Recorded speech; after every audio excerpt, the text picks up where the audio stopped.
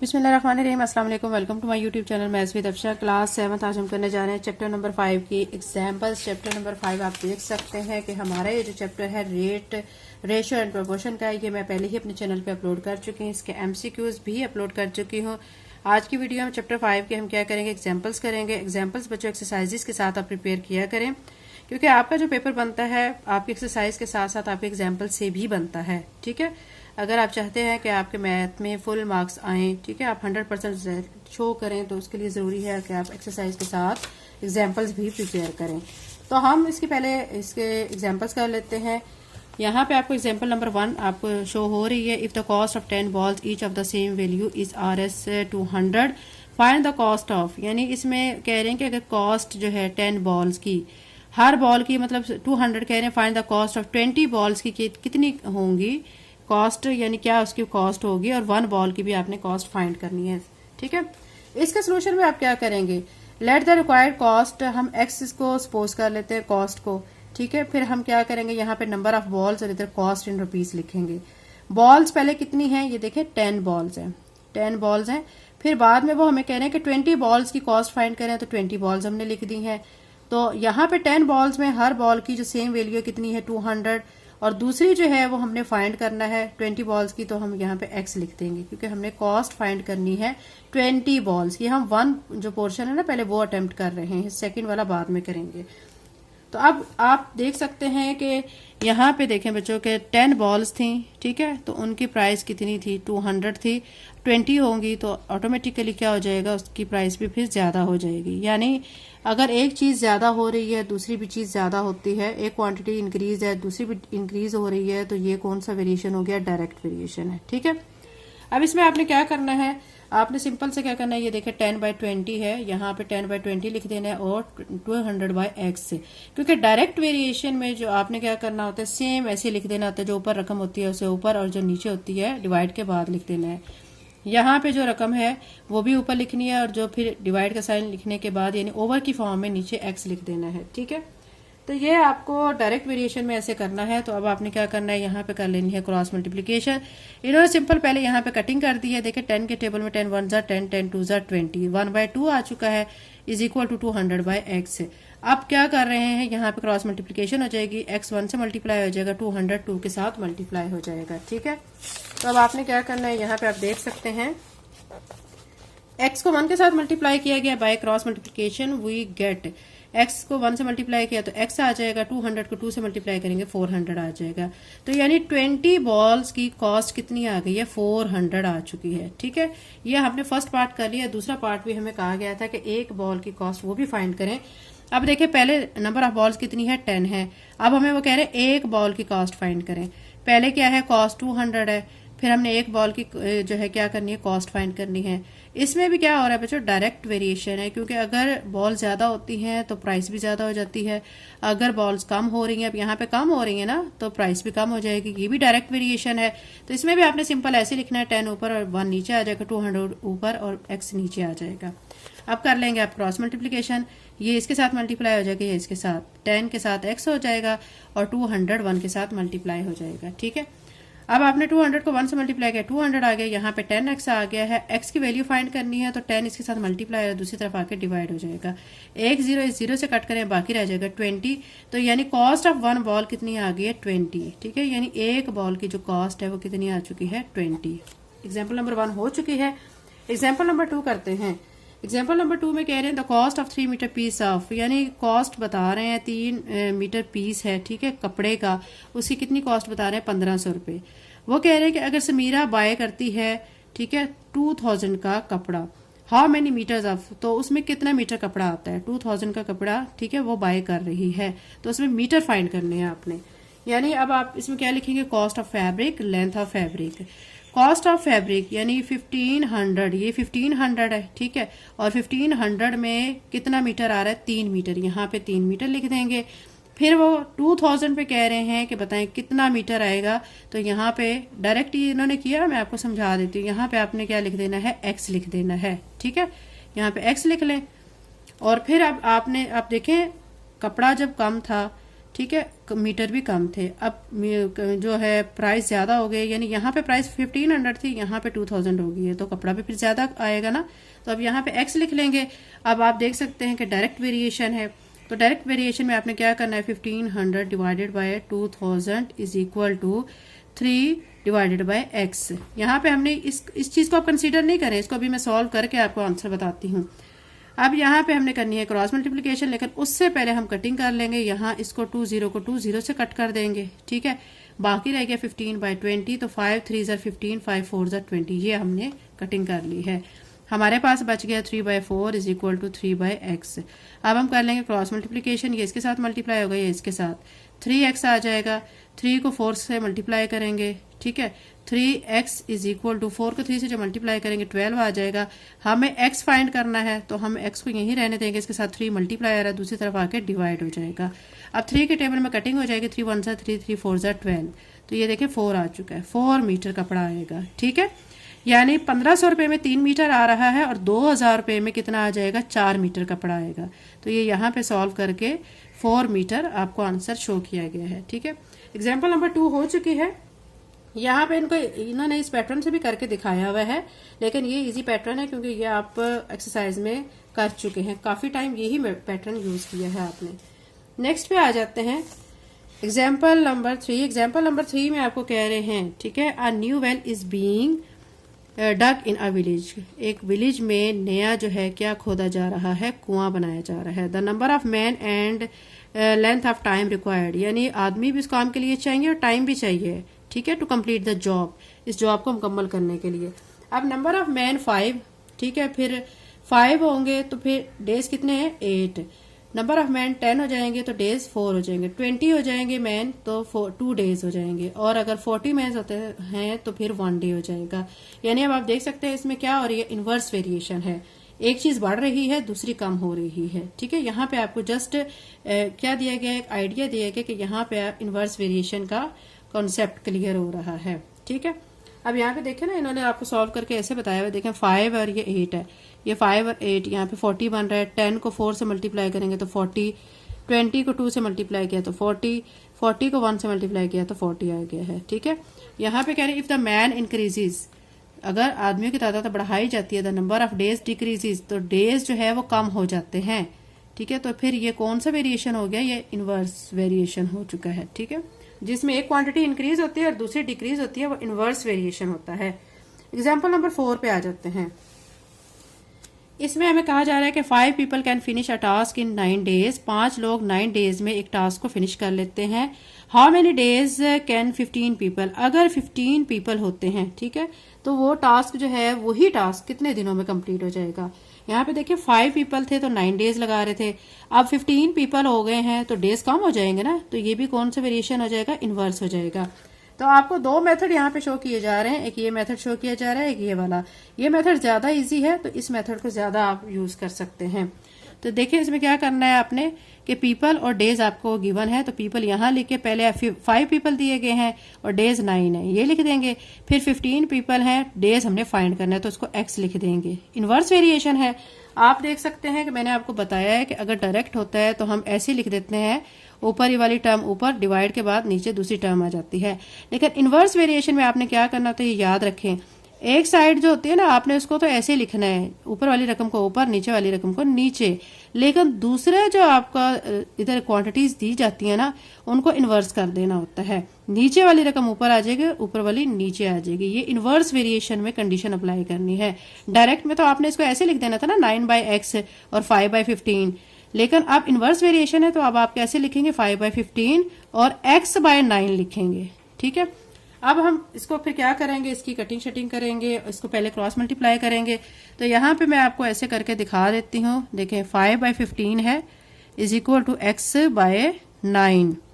अब पहले तो हम कटिंग कर लेते हैं, अगर इनकी कटिंग सेम टेबल पे होती है तो 5 पे हो रही है, 5 1 ज़र 5, 5 3 ज़र 15, ठीक है। तो यहाँ पे आ गया 1/3 इज इक्वल टू x/9। अब हम करेंगे क्रॉस मल्टीप्लीकेशन, 3x के साथ मल्टीप्लाई हो जाएगा और 9 1 के साथ मल्टीप्लाई हो जाएगा, ठीक है। 3x ऐसे ही, यहाँ पे 9x की वैल्यू फाइंड करनी है।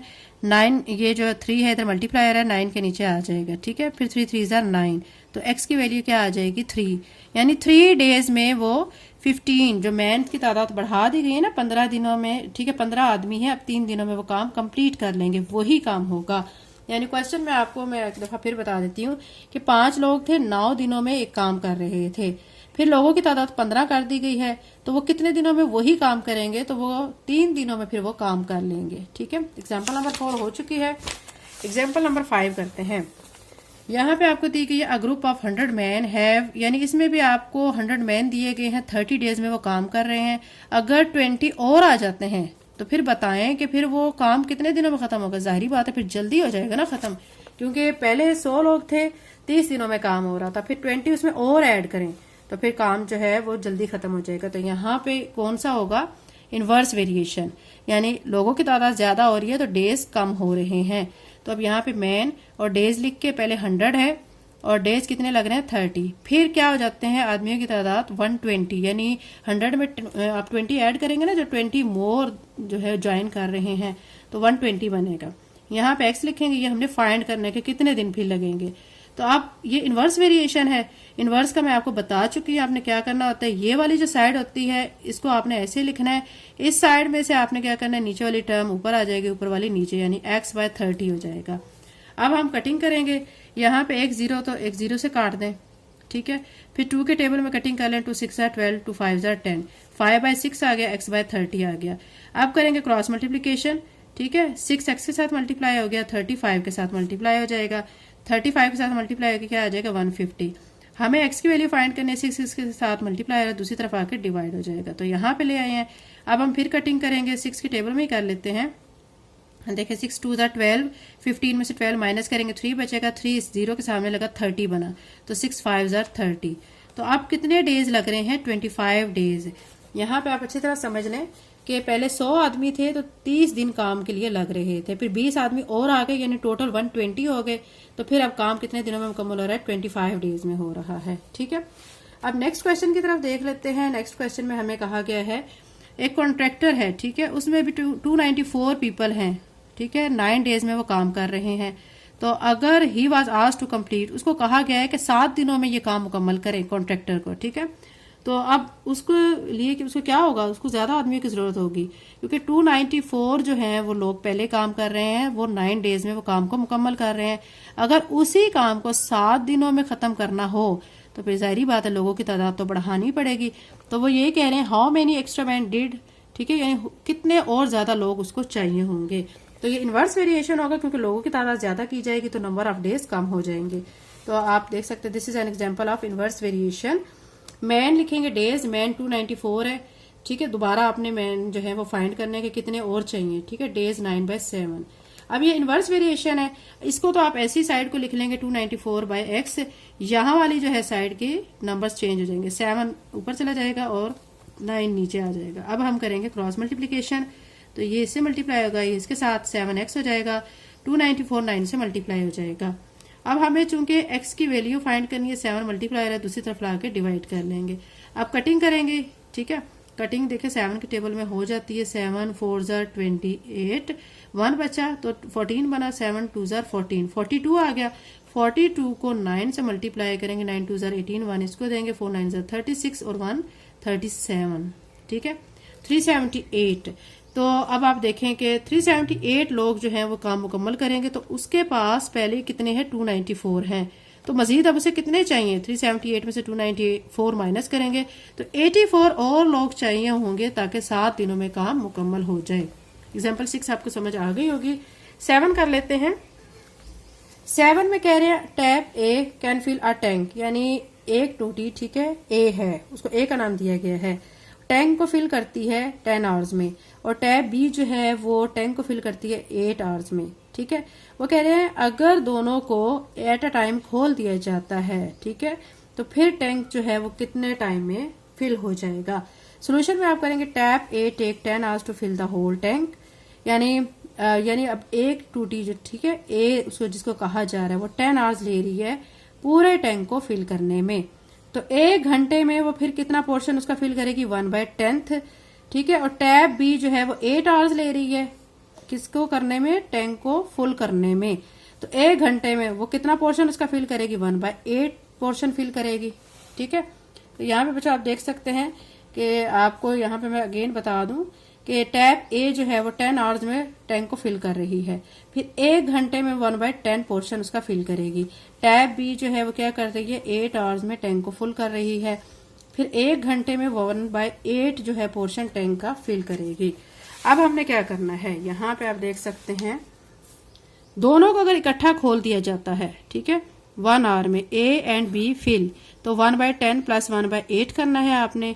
10 और 8 का एलसीएम लेंगे तो 40 आ जाएगा। ठीक है, अब 10 को आप 40 को अंदर रखे 10 पे डिवाइड करेंगे, ये देखें 40 अंदर है, 10 पे डिवाइड किया 10 4 जार 40 आ जाएगा। तो ये जो 4 आया है इसको 1 से मल्टीप्लाई करेंगे 4 आ जाएगा, और यहाँ पे क्या आ जाएगा देखें 40 को अंदर रखेंगे, आपने 8 पे डिवाइड करना है, 8 5 जार 40, तो 5 को 1 से मल्टीप्लाई करेंगे 5 आएगा, 5 और 4 को ऐड कर लेंगे 9 आ जाएगा। यानी 1 घंटे में 9/40 ऑफ टैंक फिल होता है 1 आवर में। अब पूरे जो हमने टैंक को फिल करना है ना, तो उसके लिए क्या करेंगे 1 डिवाइडेड 9/40। तो अब आप देखें जब भी डिवाइड के निशान को मल्टीप्लाई में कन्वर्ट किया जाता है तो फिर नीचे वाली टर्म ऊपर चली जाती है, यानी टर्म्स इन्वर्टेड हो जाती हैं। ठीक है, तो अब ये 40 को 1 से मल्टीप्लाई करेंगे 40 आ जाएगा, नीचे आ जाएगा 9। अब 40 बड़ी रकम है, 9 छोटी रकम है, तो हम 40 को अंदर रखें 9 पे डिवाइड करेंगे, 9 4 जार 36, 9 को 5 से करेंगे ना 45, वो तो बड़ी रकम हो जाएगी, 36 कर लेंगे तो माइनस करेंगे 4 आ जाएगा। आंसर को कैसे लिख लेंगे, 4 होल 4/9, यानी 4 होल 4/9 आवर्स में। ठीक है, ये हमारा इसका आंसर आ गया है। एग्जाम्पल 8 देखिए, इसमें कहा जा रहा है कि 4 लोग हैं, ठीक है, कैन डिग अ होल, एक सुराख खोद रहे हैं, 20 मीटर डीप है, वो 3 घंटे में खोदते हैं। तो फिर कह रहे हैं how long will 25 people take to dig a hole, तो कितना टाइम होगा, यानी 25 पीपल होंगे और उन्होंने कितना होल जो है वो डिग करना है, खोदना है 50 मीटर का। ठीक है, तो इसके सोल्यूशन में आप देख सकते हैं कि आपने पहले क्या करना है, 4 पीपल यानी 4 लोग डिग कर रहे हैं 20 मीटर होल को 3 घंटों में, तो एक जो शख्स है वो 20 मीटर के होल को फिर कितने घंटों में कवर करेगा, 12 आवर्स में। 3 को 4 से मल्टीप्लाई करेंगे ना 12 आ जाएगा। 25 पीपल डिग 20 मीटर होल, 25 पीपल हैं, तो अब क्या करेंगे 3 मल्टीप्लाई बाय 4 डिवाइडेड बाय 25 करेंगे। अब वो 25 पीपल डिग 1 मीटर होल इन, तो इसमें 3 मल्टीप्लाई बाय 4 25 मल्टीप्लाई बाय 20, ये सारा आपने स्टेटमेंट लिख के फिर अब 50 होल का पूछा जा रहा है कि 50 मीटर का होल जो है 25 पीपल जो है वो डग करेंगे, यानी उसको खोदना चाहेंगे तो कितने आवर्स में, तो उसके लिए आप क्या करेंगे 50 यहाँ ऊपर लिखेंगे, फिर इन सब की आप कटिंग करेंगे। देखिए यहाँ से मैं करके दिखाती हूँ, 4 1 जार 4, 4 5 जार 20, ये आ गया है। फिर अब आप क्या करेंगे 5 के टेबल में कर लेंगे, 5 1 जार 5, 5 10 जार 50।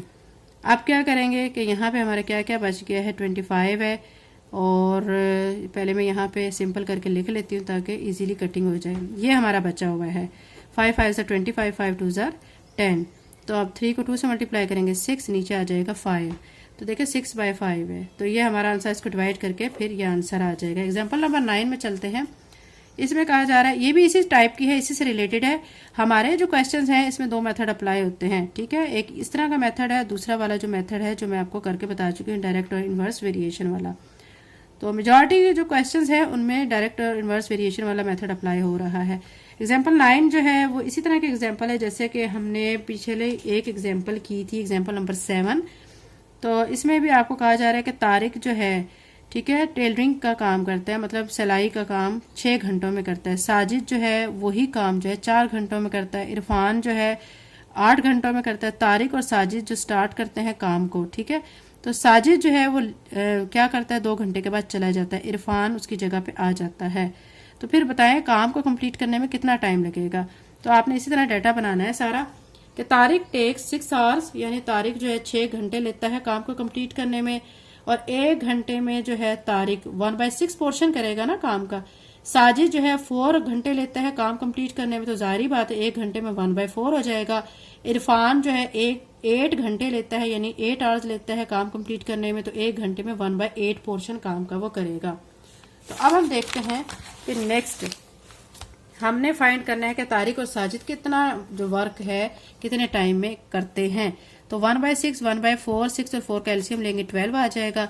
फिर 12 को अंदर रख के 6 पे डिवाइड करेंगे, 6 2 जार 12, 2 को ऊपर 1 से मल्टीप्लाई करेंगे 2 आ जाएगा, नीचे 4 है, 4 अब क्या करेंगे 12 को अंदर रख के 4 पे डिवाइड करेंगे 3 आ जाएगा, 3 को 1 से मल्टीप्लाई करेंगे 3 आ जाएगा, 2 में 3 ऐड करेंगे 5/12 यानी तारिक और साजिद जो है 1 घंटे में 5/12 ऑफ वर्क करते हैं। 2 घंटों में कितना करेंगे, जो 5/12 आया हुआ है ना उसको 2 से मल्टीप्लाई कर देंगे, 2 1 2 2 6 12, तो 5/6 ऑफ वर्क आ जाएगा। ठीक है, अब हमने इसका फ्रैक्शन फाइंड करना है, तो हम क्या करेंगे 1 माइनस 5/6 करेंगे। तो यहां से अगर हम एलसीएम लेते हैं ना तो 6 आ जाता है एलसीएम में। अब एलसीएम देखें 1 माइनस 5/6 है, तो एलसीएम 6 आ गया ना, तो इट्स मीन के हमने डिनोमिनेटर को पहले हम सेम कर लेते हैं। ये 6 है तो यहाँ पे मैं 6 के साथ मल्टीप्लाई कर लेती हूँ, तो ऊपर भी 6/6 हो जाएगा, नीचे 5/6 हो जाएगा। ठीक है, तो अब यहाँ पे आप देख सकते हैं कि जब डिनोमिनेटर में टर्म्स हमारी सेम हो तो उन टर्म्स को तो हम ऐसे ही लिखते हैं, ऊपर वाले टर्म को माइनस करते हैं। 6 में से 5 माइनस करेंगे 1 आ जाएगा, तो ये 1/6 आ चुका है। फिर 1 घंटे में तारिक और इरफान जो है 1/6 और 1/8 काम करते हैं, तो इनका भी 8 और 6 का एलसीएम लेंगे 24 आ जाएगा। तो अब यहाँ पे आंसर आ चुका है 7/24 ऑफ द वर्क। अब हम देखते हैं 7/24 of the work is done in 1 hour, यानी 1 घंटे में 7/24 ऑफ द वर्क होता है। ठीक है, अब पहले हमने क्या निकाला था, यहाँ पे 1/6 निकाला था, तो 24/7। तो अब हम इनकी कटिंग करेंगे, 6 1 6 6 4 24, तो 4 को 1 से मल्टीप्लाई करेंगे 4, 7 को 1 से करेंगे 7 आ जाएगा, 4/7 आ गया। टोटल टाइम जो चाहिए होगा, ठीक है, टोटल टाइम में अब 1 घंटा अलहदा बात हो रही थी। ठीक है, वो कह रहे हैं total time in 2 hours, 2 hours की बात कर रहे हैं ना, तो 2 लिख के प्लस 4/7 लिखेंगे और यहाँ पे इसको सॉल्व करेंगे। ठीक है, यानी हम यहाँ पे क्या करेंगे 2/1 प्लस 4/7, डिनोमिनेटर को सेम करने के लिए मैं 7 से इधर मल्टीप्लाई करूंगी, तो ऊपर आ जाएगा 14/7, नीचे आ जाएगा यहाँ पे आ जाएगा 4/7। अब 14 में 4 को ऐड करेंगे 18/7 हो जाएगा। ठीक है, 14 में 4 को ऐड किया 18 और नीचे 7 आ जाएगा। 18 बड़ी रकम है तो हम क्या करेंगे डिवाइड करेंगे अंदर रख के 7 पे, इसको 7 2 14 माइनस करेंगे 4, तो आंसर आएगा 2 होल 4/7। तो ये आंसर आ चुका है। ठीक है, एग्जाम्पल 9 कंप्लीट हो चुके हैं। एग्जाम्पल नंबर 10 कर लेते हैं। इसमें कहा गया अ मैन लेफ्ट, एक आदमी ने अपने पीछे इतनी अमाउंट जो है बैंक में छोड़ी है, इस अमाउंट को आपने डिवाइड करना है उसकी जो बेवा है उसमें, 2 बेटों में और 1 बेटी में। ठीक है, विडो का शेयर आपको बच्चों पता होगा कि 1/8 पोर्शन होता है, तो 1/8 लिख के टोटल अमाउंट लिखनी है, कटिंग करेंगे। ठीक है, हम क्या करेंगे यहाँ से देखें, इसको आप कैलकुलेटर पे भी कर सकते हैं, इस अमाउंट का रख के 8 पे डिवाइड करेंगे तो आपका ये आंसर आ जाएगा। अब बाकी ये वाली जो अमाउंट है ना, या आपने 2 बेटे और 1 बेटी में क्या करनी है, शेयर करनी है। तो हमने क्या करना है, पहले तो माइनस कर लेंगे, टोटल अमाउंट ये थी। ठीक है, उसमें से पहले जो विडो का पोर्शन आ गया ना अमाउंट का, उसको माइनस करेंगे, बाकी रह जाएगी ये अमाउंट। अब क्या करेंगे 2 बेटों का और बेटी का रेशो फाइंड करेंगे। पहले रेशो निकालते हैं, तो देखें एक बेटे का जो हिस्सा होता है ना, ठीक है, वो डबल होता है बेटी से, तो शेयर ऑफ डॉटर जो होता है वो 1 होता है, शेयर ऑफ जो सन होता है वो 2 होता है। तो अब 2 सन्स हैं तो इस मीन के 2 उनका मतलब 4 पोर्शन इनका हो जाएगा और बेटी का 1 पोर्शन होगा। तो रेशो जो है देखिए 4 + 1 आ जाएगी, 5 हो जाएगी ये। अब ईच शेयर हम निकालेंगे तो 1/5 मल्टीप्लाई बाय ये सारी अमाउंट, इसको अमाउंट को अंदर रख के 5 पे डिवाइड करेंगे तो आपको ये आंसर आ जाएगा। डॉटर का शेयर क्या आ गया ये। अब आपने बेटे का शेयर निकालना है, तो हम इसी अमाउंट को जो बेटी का आ चुका है ना, इसको 2 से मल्टीप्लाई करेंगे, क्योंकि बेटी का जो हिस्सा होता है बेटे का उससे डबल होता है। ठीक है, अगर फर्ज करें ना बेटी का अमाउंट अगर आ रही है, मैं आपको सिंपल से एग्जांपल देती हूँ 5000, तो बेटे को मिलती है 10000। ठीक है, तो अब ये जो अमाउंट बेटी की फाइंड की है ना हमने, इसको 2 से मल्टीप्लाई करेंगे तो एक बेटे का हिस्सा आ जाएगा, और दूसरे बेटे का हासिल करने के लिए हम क्या करेंगे, इसी अमाउंट को फिर 2 से मल्टीप्लाई करेंगे, ये दूसरे बेटे का आ जाएगा। ठीक है, अब हम चेक कर लेते हैं। वीडियो का शेयर हमने देखा था, हमने फाइंड किया था, ये आ गया था। डॉटर का शेयर अभी फाइंड किया, ये आया है। ठीक है, तो एक बेटे का शेयर ये है, दूसरे का ये है, इन सबको जब प्लस करेंगे ना तो टोटल अमाउंट ये ही बन जाएगी। तो बच्चों एक्सरसाइज 5 के तमाम एग्जांपल्स कंप्लीट हो चुके हैं। अगर आप मेरे चैनल पर नए हैं और अगर आपने चैनल को अभी तक सब्सक्राइब नहीं किया तो काइंडली सब्सक्राइब करें, वीडियो को लाइक करें, बेल नोटिफिकेशन ऑन कर लें ताकि मेरी आने वाली वीडियो का नोटिफिकेशन आपको टाइम से मिल सके। एक्सरसाइज 5 के बाद बच्चों जितना सिलेबस है आगे सारे का सारा मैं अपलोड कर चुकी हूँ। आप इजी वे में मेथड सीख सकते हैं। आपने क्या करना है, चैनल पे जाके प्लेलिस्ट ओपन करनी है, वहां पे तमाम चैप्टर्स की, ठीक है, अलग-अलग प्लेलिस्ट बनी हुई हैं। जब आप एक चैप्टर की प्लेलिस्ट ओपन करेंगे उसके अंदर तमाम उससे रिलेटेड एक्सरसाइजेज होंगी और उसके MCQs और उससे रिलेटेड एग्जाम्पल्स भी होंगी। Thank you so much and अल्लाह हाफिज़।